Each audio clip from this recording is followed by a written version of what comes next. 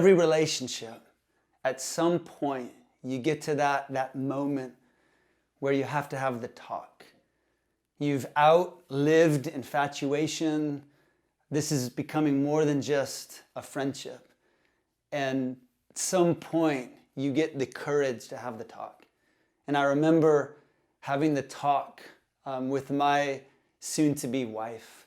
And we had dated for almost a year, and we moved beyond friendship. And I just remember all these feelings of wanting to communicate and wanting to share my desire and wanting to make some things clear and known to her. But I was scared.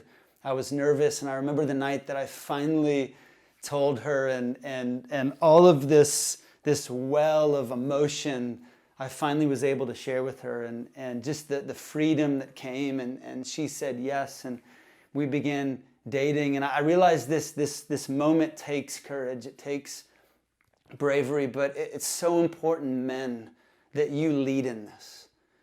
We need men, and the sisters in our generation, they need men who lead in communication and who don't leave women wondering and wandering. There are enough men out there who are passive or, taking advantage of girls, but we need men who are honest and who are clear. And there's a strength in honesty, and there's something so respectable in a man who can communicate how he feels. And this is what she needs. This is one of the areas where I believe, men, you're called to lead. And this is what we find in the Jewish culture.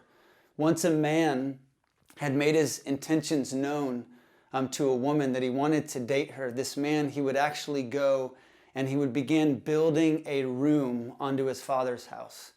And he's preparing a place, and he's building intentionally his life with God. He wants to build the kind of character and the kind of life that he can invite this woman into. And he tells her, he says to her, I want to pursue you.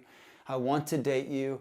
And I'm building my character. I'm building a life. I'm building integrity with God. I want to be the kind of man that knows his voice and walks with God. And at the same time, this woman, she lights a candle, and she puts this candle in the window of her room. And this is the candle of her purity.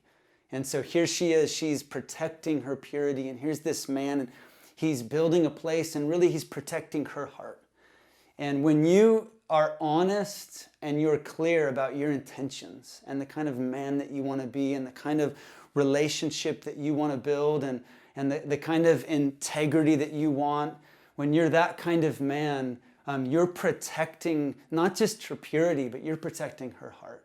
And as she protects herself for you, you're actually protecting her by being honest and clear and bringing such strength into this relationship. So I just challenge you, men, to not be passive, to not leave her wondering and wandering, but to spend time in community, spend time with the Lord, spend time with friends to be able to cultivate and communicate the kind of house, the kind of life, the kind of man that you want to be, and to communicate and have the talk in ways that bring so much freedom and fulfillment to a relationship.